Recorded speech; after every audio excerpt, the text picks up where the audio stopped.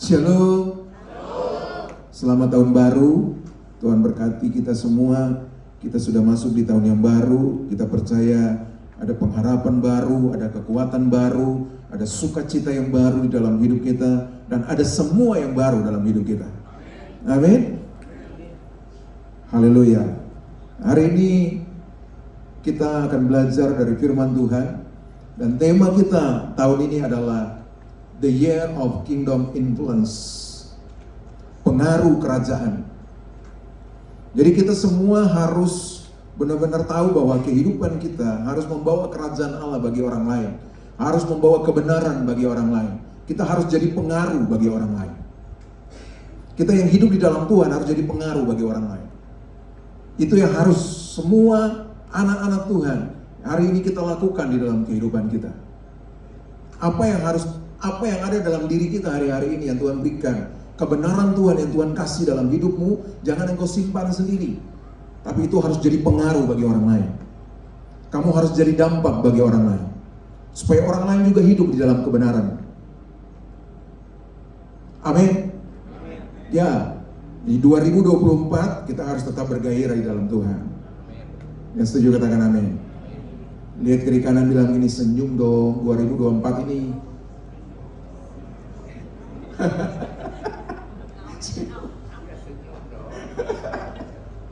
Ya, harus senyum dong, bergairah di dalam Tuhan, saudara.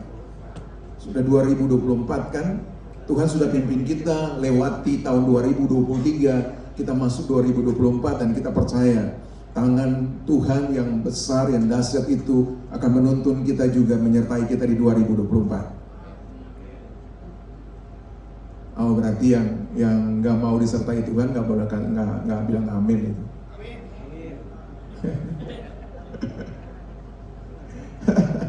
Ya, jadi tahun ini adalah tahun kita harus benar-benar jadi dampak, saudara.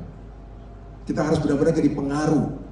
Kita harus berpengaruh bagi orang-orang di sekitar kita. Nah, kita lihat firman Tuhan. Jadi hari ini kita bicara tentang generasi pilihan untuk berdampak. Generasi pilihan untuk berdampak.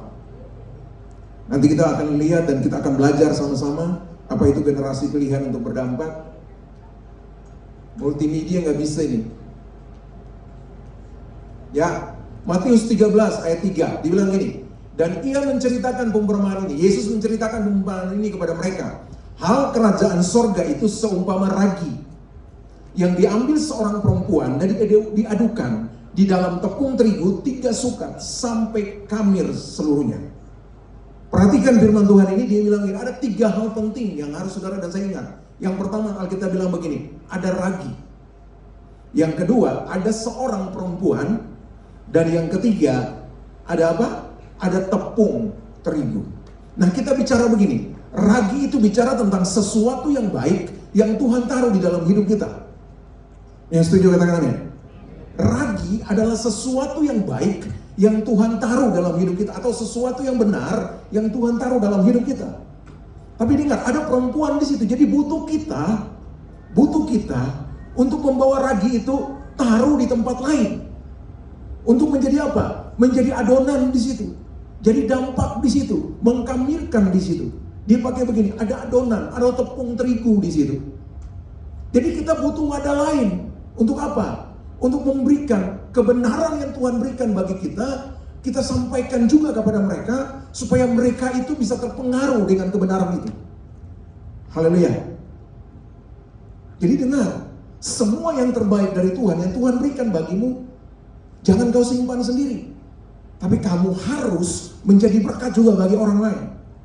Kamu harus berdampak bagi orang lain, supaya orang lain bisa terpengaruh dengan kebenaran yang Tuhan berikan di dalam kehidupannya. Hari-hari ini banyak orang yang merasa bahwa gua udah benar, gua sudah layak, gua sudah hebat diberkati Tuhan. Tapi dengar, mereka hanya menyimpannya untuk diri sendiri. Tuhan tidak mau seperti itu. Yang Tuhan mau begini, kalau engkau selamat, engkau juga harus beritakan itu kepada orang lain, supaya orang lain juga bisa selamat. Tuhan mau kita seperti itu. Makanya diberikan perumpamaan ini bagi murid-muridnya. Ada para pengikutnya pada saat itu. Dia menceritakan perumpamaan itu, hal kerajaan sorga. Dengan hal kerajaan sorga itu sama atau seumpama ragi yang diambil seorang perempuan dan diadukan ke dalam tepung terigu 3 sukat sampai kamir seluruhnya. Jadi hal kerajaan sorga itu sama begini. Kita jadi pengaruh bagi orang lain. Ya, kebenaran yang Tuhan berikan bagi kita sampaikan bagi orang lain supaya orang lain melihat kebenaran dari Tuhan itu dan mereka terpengaruh dengan itu. Itu yang disebut dengan kerajaan sorga. Saudara lagi tinggal di mana? Saudara lagi tinggal di dunia, tapi saudara tidak hidup seperti kerajaan sorga, ya percuma. Hidup kita walaupun di dunia, tapi nilai-nilai kerajaan sorga itu harus kita terapkan di dunia ini. Supaya orang melihat Tuhan, orang melihat kebenaran itu, dan orang datang dan percaya kepada Dia. Saudara dan saya diberikan tanggung jawab untuk itu. Karena kita representasi kan, kita adalah perwakilan Tuhan. Orang sudah berkali-kali saya bilang ini, orang sudah gak lihat Tuhan. Yang setuju katakan amin. Orang sudah gak lihat Yesus di dunia ini. Yang orang lihat begini, representasi Yesus yang ada dalam dunia ini. Saudara dan saya. Nah kalau saudara hidupnya benar, berarti orang gini, dengar baik-baik, kita akan jadi batu sandungan untuk orang datang kepada Kristus. Dengar, kamu itu representasinya Tuhan. Orang sudah gak lihat Yesus, orang lihat kamu. Haleluya. Orang lihat kamu. Representasinya Tuhan itu kita yang harus menceritakan itu, yang harus jadi dampak bagi mereka. Itu yang disebut dengan kerajaan sorga atau kerajaan Allah. Nilai-nilai kerajaan itu harus kita lakukan dalam kehidupan kita. Karena itu tanggung jawab yang Tuhan berikan bagi kita. Makanya Yesus berikan perumpamaan seperti itu. Kita harus mengikutinya. Amin saudara. Haleluya. Selanjutnya firman Tuhan 1 Petrus 2 ayat 9 gini. Tetapi kamulah bangsa yang terpilih, umat yang rajani, bangsa yang kudus, umat kepunyaan Allah sendiri. Supaya kamu memberitakan perbuatan-perbuatan yang besar dari Dia yang telah memanggil kamu keluar dari kegelapan kepada terangnya yang ajaib. Jadi memberitakan perbuatan-perbuatan yang besar dari Dia yang telah memanggil kamu keluar dari kegelapan kepada terangnya yang ajaib. Dengar, dulu kita hidup dalam kegelapan. Dengar ini baik-baik. Dulu kita hidup di dalam kegelapan. Tetapi Yesus datang untuk membawa kita dari kegelapan itu masuk kepada terang yang ajaib. Yang setuju katakan amin. Tujuannya cuma satu gini, yang paling utama, supaya saudara hidup dalam kekekalan bersama-sama dengan Dia. Amin. Amin. Karena ketika saudara ada dalam kegelapan, saudara tidak akan bisa masuk dalam kerajaan sorga. Saudara tidak akan masuk duduk bersama-sama dengan Yesus. Saudara harus keluar dari kegelapan, masuk kepada terang Tuhan, baru kita bisa hidup bersama-sama dengan Kristus. Itu yang Yesus buat dalam hidup kita, maka Dia mati bagi kita. Tapi dengar, itu masih koma di situ. Halo? Itu masih koma di situ. Artinya kamu dan saya selamat. Kamu dan saya sekarang ini ketika percaya Yesus, kamu dan saya sudah punya tempat di surga. Karena Yesus janjikan itu bagi kita. Yang setuju katakan amin. Tapi kalau kita baca firman ini, dibilang gini, kamu harus memberitakan itu, memberitakan perbuatan-perbuatan yang besar itu, yang tadinya kamu di dalam kegelapan, keluar dari kegelapan, ditarik oleh Yesus masuk dalam kebenaran, kamu harus ceritakan itu bagi dunia. Haleluya. Jadi tidak sampai di kamu saja. Ketika kamu diselamatkan, kamu harus memberitakan keselamatan itu juga bagi orang lain, supaya orang lain mendengar tentang Dia. Itu Alkitab bilang. 1 Petrus pasal 2:9. Kenapa sampai demikian? Karena kamu sudah dipilih dan kamu sudah ditentukan dari semula. Yang setuju katakan amin. Bilang kiri kanan, kamu sudah dipilih dan ditentukan.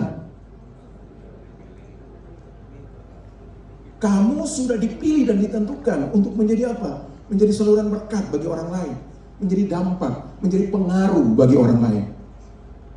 Nah, nanti kita akan belajar sama-sama, saudara. Ya, itu yang harus kita lakukan dalam hidup kita. Nah, kita 3 hal yang harus kita belajar. Yang pertama, memahami identitas. Wow, ini keren, saudara. Saudara harus tahu identitas saudara. Kalau enggak, saudara dibodohi. Dengar, kalau saudara nggak tahu identitas saudara hari ini, dengar, saudara pasti akan dibodohi. Oleh siapa? Oleh setan, oleh iblis, oleh dunia ini. Lihat, Roma pasal 8:29. Sebab semua orang yang dipilihnya dari semula, mereka juga ditentukannya dari semula. untuk menjadi serupa dengan gambaran anaknya, supaya anaknya itu menjadi yang sulung di antara banyak saudara. Jadi gini, semua orang yang dipilihnya dari semula, itu mereka ditentukannya dari semula untuk menjadi apa? Menjadi gambaran, gambaran anaknya, gambaran Yesus Kristus, supaya anaknya itu menjadi yang sulung di antara banyak saudara. Perhatikan, kita lihat ini, Yohanes pasal 1 ayat 12, dia bilang gini, tetapi semua orang yang menerimanya diberinya kuasa supaya menjadi anak-anak Allah, yaitu mereka yang percaya dalam namanya. Yang setuju dengan firman ini katakan amin. Orang bertanya begini, mungkin saudara akan bertanya begini, bagaimana saya tahu bahwa saya dipilih oleh Tuhan? Ya kan? Kita akan bertanya begini, bagaimana saya tahu bahwa saya dipilih oleh Tuhan? Gampang dan mudah. Saudara lihat ini, Yohanes pasal 1:12 ini, tetapi semua orang yang menerimanya. Jadi orang yang dipilih Tuhan adalah orang yang menerima Dia. Ya setuju, katakan amin. Ketika kamu menerima Dia sebagai Tuhan dan Juru Selamat, kamu orang pilihan Dia. Kamu sudah ditentukan dari semula. Tapi kalau kamu tidak menerima Dia, kamu bukan orang pilihan. Ya setuju, katakan amin. Kayak ya, kita lihat gini, kita lihat dulu. Kita lihat. Israel itu adalah bangsa pilihan Tuhan. Yang setuju katakan amin. Secara bangsa mereka pilihan Tuhan, tapi di dalamnya orang-orang banyak yang menolak Tuhan. Betul kan? Benar gak?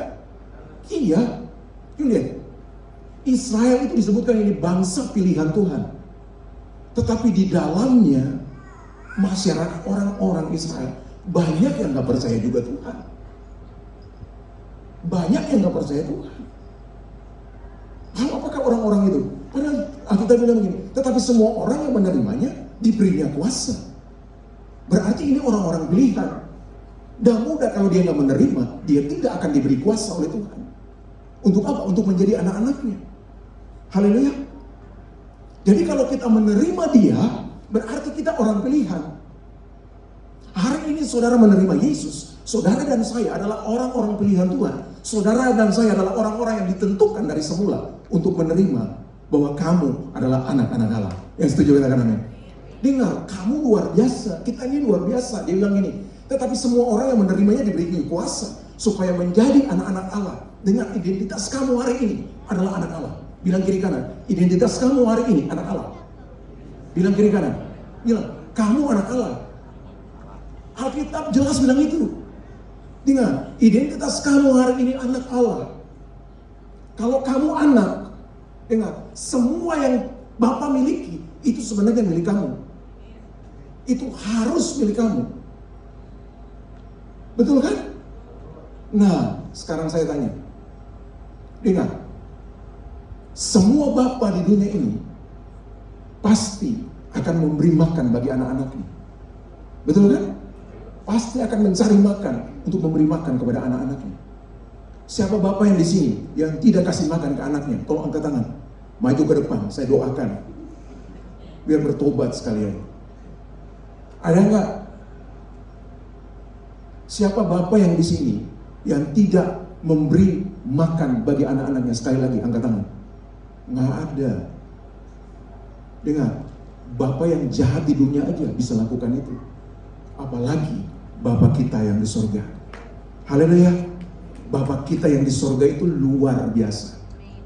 Pasti Dia akan menjagamu. Dia akan memeliharamu. Dia akan menyuplai semua apa yang kau butuhkan. Dengar baik, Dia akan menyuplai semua apa yang kamu butuhkan. Dengar, identitas ini harus ada dalam hidupmu. Kamu harus sadar ini dalam kehidupanmu. Kalau enggak, kamu ditipu oleh setan. Kamu ditipu oleh dunia ini. Banyak anak-anak Tuhan hari-hari ini yang ditipu. Ya, karena apa? Mereka nggak tahu identitas mereka. Akhirnya mereka khawatir. Akhirnya mereka lakukan apa saja, saudara, untuk memenuhi semua keperluan mereka. Padahal mereka nggak tahu bahwa semuanya sudah disuplai oleh Bapaknya yang di surga. Amin. Kalau kamu tahu identitasmu, dengar baik-baik, kamu akan menikmati kehidupan ini dengan baik. Kalau kamu mengerti identitasmu hari ini, kamu akan menikmati semua kebaikan-kebaikan Tuhan di dalam hidupmu. Percaya itu dalam hidupmu. Dia bilang gini, tetapi semua orang yang menerimanya diberinya kuasa supaya menjadi anak-anak Allah. Itu mereka yang percaya dalam namanya, dalam nama Yesus. Kamu percaya dalam nama Yesus, kamu anak Allah. Kalau kamu anak Allah, maka semua keperluan, semua yang Bapa punya itu milik kamu. Wow. Ya kan? Jangan seperti itu kan, perumpamaan anak yang hilang. Lalu si sulung datang. Ketika si bungsu pulang, si sulung datang, "Bapa, aku tidak pernah melawan perintah Bapa. Tapi jangankan lembu, kambing saja Bapa gak pernah kasih ke gue.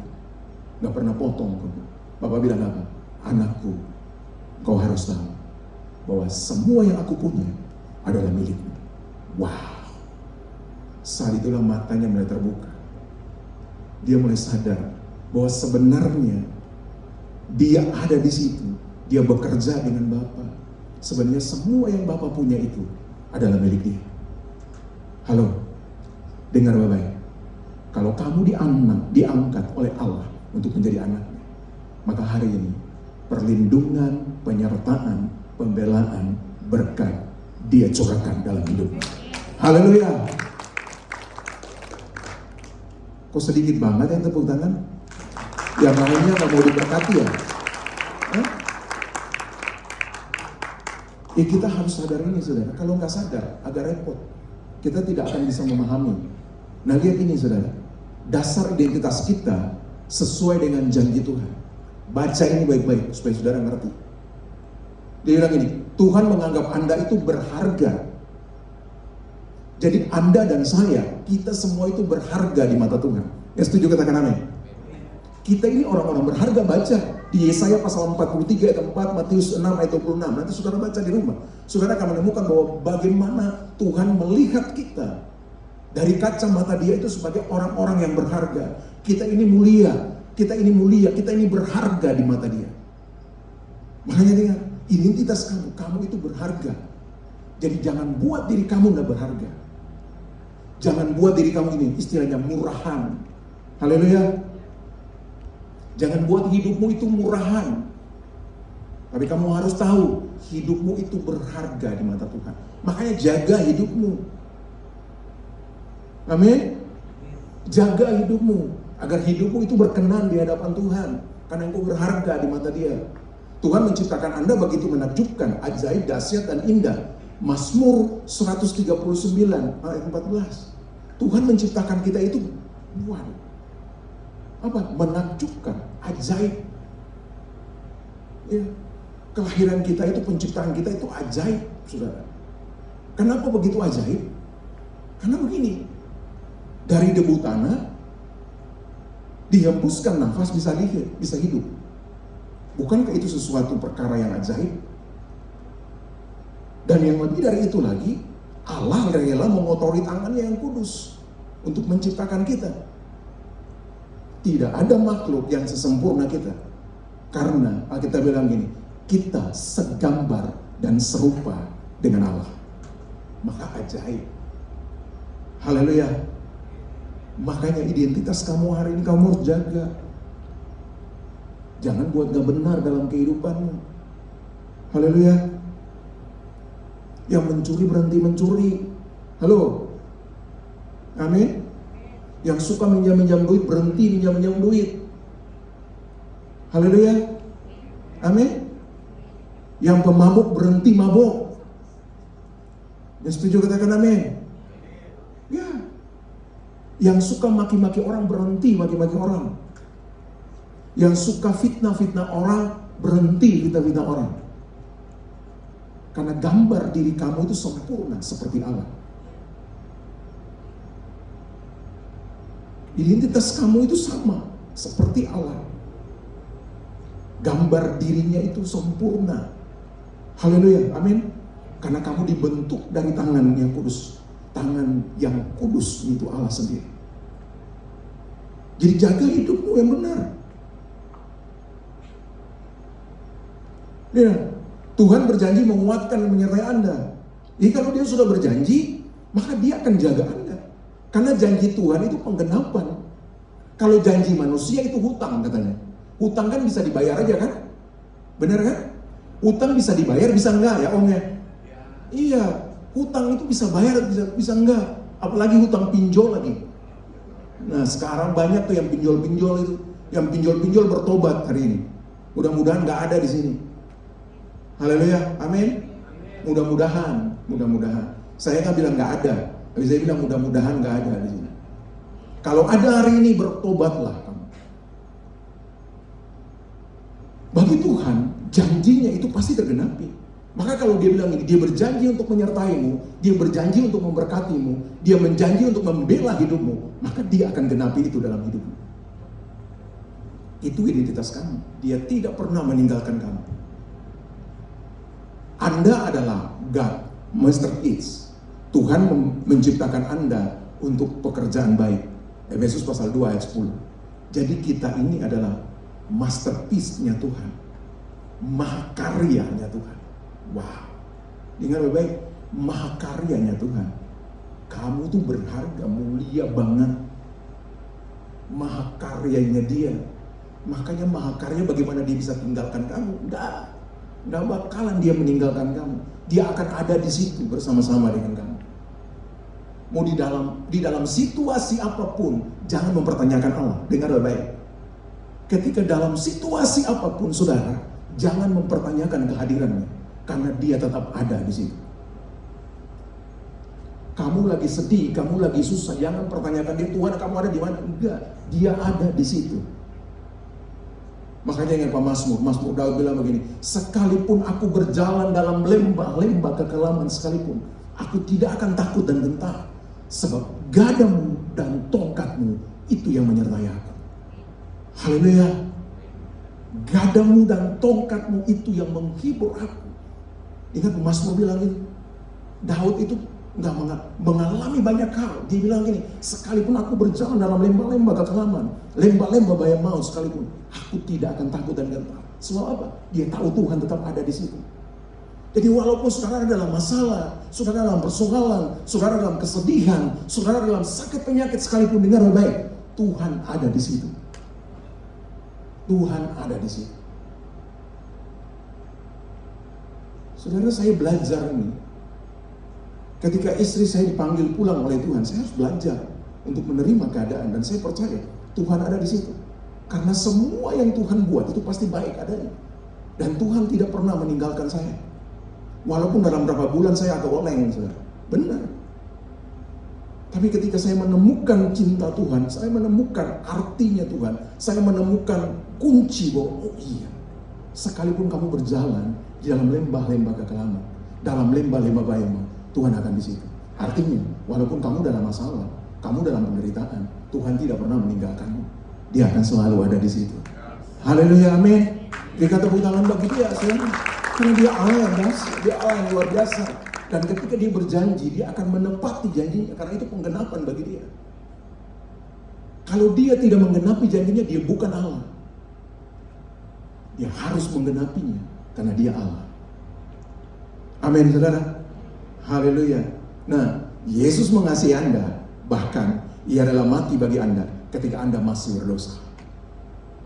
Semuanya identitas ini saudara harus lihat di sini. Bahwa dalam kedosaan Anda, berdosanya Anda, Allah sendiri turun cari Anda. Betapa berharganya kita semua. Kalau nggak berharga, kalau nggak mulia, dia nggak bakalan turun dari sorga untuk menyelamatkan kita. Itu identitasmu. Dengar baik-baik, pegang itu baik-baik. Itu identitasmu hari ini.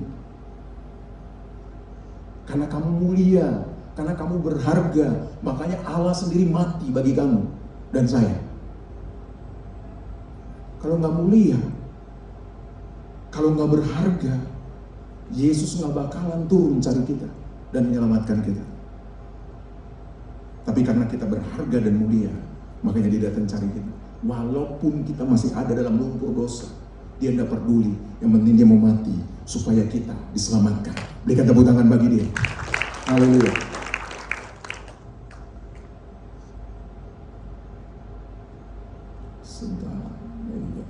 Oke. Kita yang kedua, kita lihat saudara, hidup kudus. 1 Petrus pasal 1 ayat 14 sampai 16 dia bilang ini, hiduplah sebagai anak-anak terang dan jangan turuti hawa nafsu yang menguasai kamu pada waktu kebodohanmu. Tetapi hendaklah kamu menjadi kudus di dalam seluruh hidupmu, sama seperti Dia yang kudus, yang telah memanggil kamu. Sebab ada tertulis, kuduslah kamu, sebab Aku kudus. Saudara sedang masuk dalam satu dimensi ketika percaya Yesus. Saudara sedang masuk dalam satu dimensi yang namanya kekudusan. Ketika percaya Yesus, saudara dibawa masuk dalam satu dimensi yang namanya kekudusan. Saudara hidup harus di dalam dimensi itu. Saudara dan saya bukan orang kudus. Dengar baik-baik ya. Saudara dan saya bukan orang kudus, bukan orang benar, bukan orang layak. Tapi karena Yesus sudah mati bagi kita, makanya kita dibenarkan, kita dilayakkan, kita dikuduskan. Jadi bukan orang kudus, tapi kita orang yang dikuduskan. Bukan orang benar, tapi kita yang dibenarkan. Bukan orang layak, tapi kita dilayakkan. Karena siapa? Karena Yesus. Karena siapa? Karena kamu dan saya berharga dan mulia. Yang setuju katakan amin. Jadi dimensi itu kita harus hidup di situ. Haleluya. Kita harus hidup dalam dimensi kekudusan Tuhan. Kalau kamu bertemu dengan Tuhan, kamu harus hidup dalam dimensi itu. Kalau enggak, kamu tidak akan bisa bertemu dengan Tuhan. Yang setuju katakan amin. Yang setuju katakan amin. Lupa, setiap hari saya berbuat dosa loh. Lupa, setiap hari saya bisa berbohong loh. Semua orang pasti setiap saat melakukan dosa. Amin. Betul enggak? Siapa dari pagi sampai saat ini tidak pernah melakukan dosa? Tolong angkat tangan. Saya mau belajar dari dia. Tolong angkat tangan. Dengar, dosa itu bukan perbuatan doang. Yang timbul dari hatimu yang salah, itu sudah berdosa. Jadi, pertanyaannya sekali lagi, siapa yang tidak pernah melakukan dosa hari ini? Tolong angkat tangan. Dari mulai bangun pagi sampai saat ini, semua pasti melakukan, termasuk saya. Nah, kalau begitu kita hidup dalam kekudusan? Enggak. Karena Yesus sudah membenarkanmu. Ketika kamu percaya kepada Dia, maka kuasanya itu membenarkanmu. Kalau kamu bilang, Tuhan aku salah, aku minta ampun. Saat itulah Tuhan menguduskan engkau kembali, masuk di dalam pengudusannya. Yang setuju katakan amin. Jadi hari ini kamu harus hidup dalam dimensi itu. Dimensi kekudusan Allah. Kamu jangan lagi berbuat dosa. Kalau sudah minta ampun, berhenti. Jangan besok lagi, itu namanya mencobai Tuhan. Dan Tuhan tidak mau dicobai. Yang setuju katakan amin. Tapi Tuhan mau kita yang mengikuti Dia, melakukan kebenarannya dalam hidup kita. 3 cara untuk tetap dapat memelihara kekudusan. Saudara, sebenarnya tema poin-poin ini saudara sudah dengar banyak dari pengkhotbah-pengkhotbah yang lain. Tapi saya ulangi lagi. 3 cara untuk tetap dapat memelihara kekudusan. Yang pertama, menjaga kekudusan sesuai dengan firman Tuhan. Mazmur 119 ayat 9. Bagaimana kita bisa menjaga kekudusan sesuai dengan firman Tuhan kalau firman aja kita nggak pernah baca? Halo? Amin. Siapa sini yang nggak pernah baca firman Tuhan? Tolong angkat tangan. Janganlah, nanti jadi malu lagi. Ya, yang belum baca firman Tuhan, mulai dari saat ini baca firman Tuhan. Kok nggak ada amin? Oh artinya, berarti semua udah baca firman Tuhan ya? Sudah ya? Puji Tuhan, luar biasa. Ya, jadi menjaga kekudusan itu sesuai dengan firman Tuhan. Firman Tuhan bilang jangan melakukan berzina. Firman Tuhan bilang jagalah mulutmu. Firman Tuhan bilang jagalah matamu. Firman Tuhan bilang jagalah tindakanmu. Ya kita harus jaga supaya kita hidup di dalam kekudusan. Memelihara hubungan intim dengan Tuhan dalam takut dan hormat. Memang kalau kita mau hidup kudus cuma salah satunya aja gini. Kita harus bangun hubungan intim dengan Dia. Yang setuju katakan amin. Saudara lihat ini, ketika saudara bergaul dengan orang yang salah, orang yang gak benar, maka lama-lama saudara tidak akan jadi benar. Ya, kalau saudara bergaul dengan orang-orang yang gak benar dalam komunitas yang salah, lama-lama saudara akan jadi salah. Kan pengaruh itu yang akan bawa saudara seperti itu. Tapi ketika saudara intim dengan Tuhan, setiap hari, lama-lama saudara akan sama seperti Tuhan. Ya setuju katakan amin. Kita akan menjadi serupa dengan Tuhan. Dengan cara apa? Intim setiap saat dengan Dia. Keintiman kita tuh bukan saja di dalam gereja. Keintiman kita tuh bukan saja di ruang doa di rumah. Keintiman kita itu di setiap saat. Di setiap hari kehidupan saudara, di bisnis saudara, di pekerjaan saudara, di mana di rumah tangga saudara, di gereja, di mana saja saudara. Saudara harus intim terus dengan Tuhan. Ketika saudara ada di toilet pun saudara bisa berbicara dengan Tuhan. Saudara bisa mengucap syukur karena saudara bisa buang air dengan lancar, semua dengan lancar. Itu anugerah Tuhan loh. Amin. Coba kalau dia tahan, saudara nggak bisa buang air 3 hari, 4 hari. Kira-kira apa yang terjadi dengan saudara? Hal kecil aja. Halo. Kan kadang-kadang tuh orang mulai tidak lihat itu sebagai sesuatu yang urgent. Wih saudara, coba bayangkan saja. Kalau dia nggak kasih saudara gitu, 3 hari nggak bisa buang air kecil, atau nggak bisa buang air besar. Menurut saudara apa sih? Kira-kira kondisi saudara seperti apa? Makanya saudara, di toilet pun saudara harus mengucap syukur bagi Tuhan. Yang setuju katakan amin. Yang setuju katakan amin. Di mana saja saudara harus berhubungan dengan Dia. Saudara lagi buat sesuatu yang itu, Tuhan terima kasih. Aku sudah buat ini karena Engkau yang sudah menolong aku. Tuhan terima kasih, aku sudah bisa mengerjakan ini. Walaupun aku belum lihat hasil, tapi aku percaya penyertaan-Mu pasti sempurna. Dan aku percaya aku bisa melakukan ini. Dan segala hal yang aku lakukan dalam nama-Mu pasti berhasil. Amin. Itu yang harus kita lakukan. Gak usah. Jangan begini, tunggu hal-hal yang besar aja baru kita berdoa. Enggak. Hal-hal yang sederhana, hal-hal yang kecil. Kita bisa bangun hubungan kita dengan Tuhan di situ. Kita belajar untuk bangun hubungan dengan Tuhan di situ. Saudara lagi jaga toko di rumah, saudara lagi jaga restoran di rumah, saudara bisa bangun hubungan dengan Tuhan. Tuhan terima kasih, walaupun hari ini sepi, orang gak datang makan, tapi aku mengucap syukur karena aku bisa makan. Ya setuju katakan amin. Ya, walaupun orang gak datang makan, tapi gue bisa makan, kan enak. Iya kan? Coba bayangkan, kalau orang gak datang makan, terus kita gak dapat makan lagi, gak bisa makan lagi. Coba gimana itu? Ya, walaupun orang gak datang makan, tapi kita bisa dapat makan. Itu anugerah. Karena banyak orang di luar sana yang gak seperti kita, yang gak dapat makan. Amin. Amin saudara. Mari bangun hubungan itu dengan Tuhan. Mengucap syukur bagi Dia. Tuhan gak minta banyak-banyak. Kita cuma Tuhan terima kasih. Hari ini aku bisa makan. Terima kasih hari ini aku sudah bisa diberkati. Mungkin cuma 2-3 orang datang untuk makan atau membeli di toko saya. Tapi aku mengucap syukur. Itu semua karena berkat-Mu. Amin. Mulai dari hal yang kecil. Lama-lama Tuhan akan tambahkan hal-hal yang besar sehingga engkau melimpah-limpah di dalam Dia. Berikan tepuk tangan bagi Dia. Memperbaharui pikiran dengan firman Tuhan. Nah, pikiran itu kadang-kadang bahwa kita juga tidak dalam kekudusan, makanya harus jaga. Itu penting bagi kita. Mulai dari pikiran yang benar, mulai dari pikiran yang kudus, baru kita akan hidup di dalam kekudusannya Tuhan. Tapi kalau pikiran kita sudah jelek kepada orang lain, saudara bahaya. Pasti tindakan kita juga pasti jelek kepada dia. Betul kan? Coba, kalau saudara berpikir tentang orang itu ya, saudara tidak akan menegur dia, itu pasti. Kenapa? Karena mulai dari pikiran saudara. Makanya jaga pikiran saudara. Ada pikiran saudara itu ada di dalam Tuhan. Pikiran saudara itu diperbaharui oleh firman Tuhan. Sehingga pikiran saudara itu kudus dan benar. Ya, kekudusan adalah hasil dari satu hubungan. Yang setuju katakan amin. Iya dong, kekudusan itu lahir dari satu hubungan.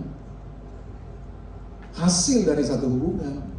Coba, saudara mau kudus, saudara cuma berhubungan dengan Tuhan. Sang kudus itu, maka saudara akan jadi kudus.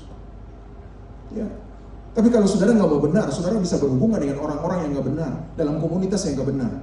Pasti saudara tidak akan menjadi benar.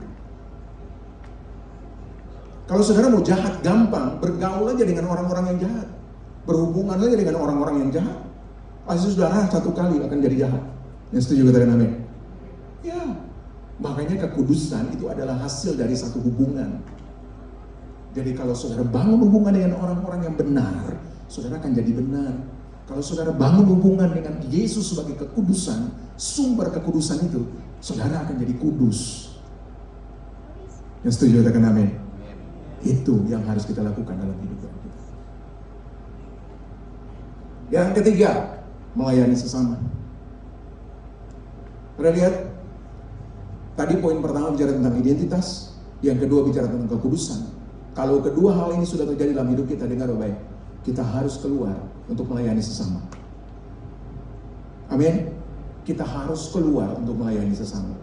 Karena ketika saudara sudah tahu identitas saudara dan saudara sudah hidup dalam kekudusan, tidak ada celah dalam hidup saudara. Sehingga ketika saudara bersaksi berdampak bagi orang lain, orang akan terima apa yang saudara lakukan. Dengan baik, orang akan terima apa yang sudah lakukan.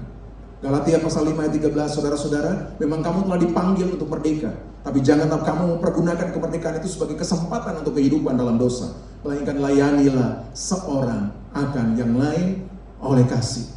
Jadi saudara, kita harus layani seorang akan yang lain oleh kasih. Kenapa? Karena Tuhan mau kita melayani. Lihat ini. Apa artinya melayani? Artinya melayani. Melayani adalah memberi diri menjadi berkat bagi orang lain. Amin. Jadi gini, ketika kita melayani, kita sedang memberi diri kita menjadi berkat bagi orang lain. Dengar, tidak bicara tentang nilai berapa yang kamu kasih. Tapi ketika kamu memberi kepada orang lain atau melayani orang lain, maka kamu sedang memberikan potensi diri kamu itu kepada orang lain. Walaupun nilai yang kamu berikan bukan 1.000 perak. Walaupun nilai yang kamu berikan mungkin nasi sebungkus. Tapi dengar, engkau sedang memberikan pribadimu kepada orang lain. Nilaimu kepada orang lain. Potensi hidupmu kamu sedang memberikan itu kepada orang lain. Jadi akhirnya orang menerima itu dengan sukacita. Haleluya. Amin. Ini saudara perhatikan ini. Melayani atau memberi itu memang seperti itu. Jadi bukan gini, oh sudah gua kasih ke kamu aja gitu. Enggak. Bukan begitu saudara. Tapi ketika Alkitab bilang ini, ketika kamu memberi, maka kamu sedang membagi hidupmu kepada orang lain. Jadi bukan soal berapa yang kamu kasih. Bukan soal berapa yang kamu kasih. Tapi soal hatimu yang terpaut kepada pemberian itu. Jadi kalau kamu memberikan 1.000 perak dengan hati yang bersuka cita kepada orang itu, kamu sudah memberikan potensi yang terbaik dari hidupmu kepada dia. Walaupun cuma 1.000 perak. Orang itu akan bersuka cita. Haleluya. Walaupun cuma nasi sebungkus. Tapi potensi dirimu itu kamu berikan. Memberi dirimu kepada dia. Wow. Itu akan merubah dia, saudara. Itu akan merubah hidup dia. Kenapa? Dia melihat semua yang kamu berikan. Karena kamu berikan dengan sukarela. Karena kamu berikan dengan sungguh-sungguh kesungguhan hatimu. Itu yang mengubah kehidupan dia. Kenapa? Karena itu kebenaran yang kamu lakukan. Nah tapi kalau kamu lakukan karena kamu gini aja, ya kasih ini supaya nanti dia balik lagi kasih lebih banyak dari itu bahaya. Itu itu bukan potensi diri yang kamu berikan bagi dia. Itu bukan pemberian diri yang terbaik yang kamu berikan bagi dia. Bukan. Jadi dengar itu baik-baik. Mulailah melayani satu dengan yang lain. Yang kedua, melayani adalah anugerah Allah. Artinya gini, ketika kamu percaya Yesus, saat itulah sebenarnya hati pelayan, hati melayani sudah Tuhan taruh dalam hidupmu. Jadi jangan ada orang bilang begini, oh saya nggak dikasih karunia untuk melayani. Ngawur, nggak ada. Semua orang ketika sudah percaya Yesus, saat itulah Tuhan langsung menaruh hati yang melayani bagi kamu. Karena pribadi Tuhan itu pribadi yang melayani. Pribadi Yesus itu pribadi yang melayani. Ketika kamu percaya dia, saat itulah hati yang melayani dia taruh dalam hidupmu. Jangan lagi bilang, aku bukan karunia untuk melayani. Enggak. Semua orang diberikan itu untuk melayani. Ya mungkin di komunitas yang berbeda. Ada di komunitas yang lebih besar, ada di komunitas yang kecil, ada di dalam keluarga, atau ada di sekitar rumah mungkin. Tuhan bisa kasih gitu. Tapi kita semua diberikan hati yang melayani oleh Tuhan. Ketika kita sudah percaya kepada dia. Karena itu anugerah. Yang setuju katakan amin. Karena itu anugerah. Melayani adalah tanda cinta kita pada Tuhan. Yang setuju katakan amin. Yang setuju katakan amin. Dengar. Melayani itu adalah tanda cinta kita bagi Tuhan, pada Tuhan. Jadi kalau orang bilang dia cinta Tuhan, padahal dia nggak melayani sesama, bohong. Itu bohong besar itu. Kenapa? Kalau kamu bilang kamu melayani Tuhan, kamu harus melayani sesama. Kamu harus melayani orang-orang di sekitarmu. Amin. Karena kamu ketika melayani mereka itu kamu cinta, bukan saja mereka, tapi kamu sedang cinta Tuhan.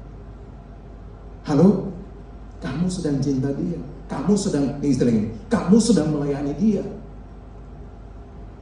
Karena kan tadi awal saya bilang ini, kamu nggak lihat Tuhan lagi. Yang kamu lihat kan representasi Tuhan. Yang kamu lihat adalah manusia, gambar diri Allah yang ada di dunia ini. Itu adalah pengganti Tuhan di dunia. Haleluya. Makanya dia bilang begini, jangan lihat saya seperti itu, saudara. Gini loh, kita harus tahu gini. Yesus pernah bilang begini, waktu aku di penjara, apakah kamu mengunjungi aku? Waktu aku telanjang, apakah kamu memberi pakaian bagiku? Atau dia bilang, waktu aku telanjang, kamu tidak memberikan pakaian bagiku. Waktu aku di penjara, kamu tidak mengunjungi aku. Waktu aku lapar, kamu tidak memberi aku makan. Dengar, Yesus ngomong itu loh. Pertanyaannya begini, kita pernah lihat Yesus dalam penjara? Hah?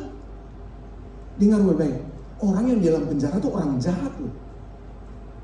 Tapi lihat, Yesus menempatkan diri dia saja di dalam orang yang jahat seperti itu. Dan dia bilang gini, waktu aku di penjara, kamu gak mengunjungi aku.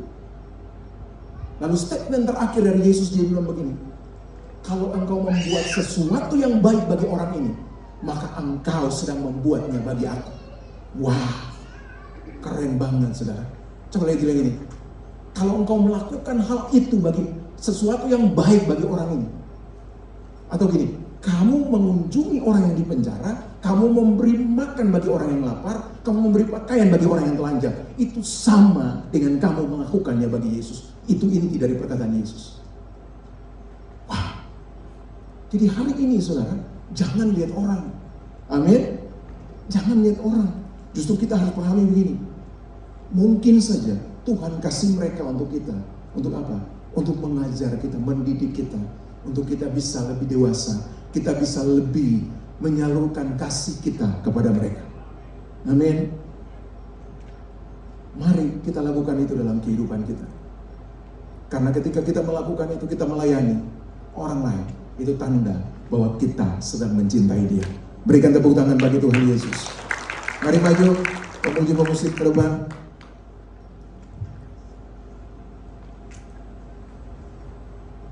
Satu-satunya cara kita dapat melayani Tuhan ialah dengan melayani orang lain dan membantu sesama kita atas namanya. Jadi satu-satunya cara dapat kita melayani Tuhan, cuma dengan satu-satunya cara adalah melayani orang lain, membantu sesama kita atas nama Tuhan. Yang tadi saya bilang, ketika kamu ada di dalam penjara tadi, ketika Yesus bilang ini, ketika ada aku dalam penjara, kamu mengunjungi aku. Ketika aku lapar, kamu beri aku makan. Ketika aku tidak punya pakaian, telanjang, kamu memberi aku pakaian. Kamu sedang melayani Tuhan. Haleluya. Kamu sedang melayani Yesus yang tidak kamu lihat. Tetapi kamu juga sedang melayani dia dengan segenap hatimu. Kamu sedang cinta dia. Itu tanda cintamu bagi Tuhan dengan jalan melayani sesama. Biarlah firman ini memberkati kita semua. Berikan tepuk tangan bagi Tuhan.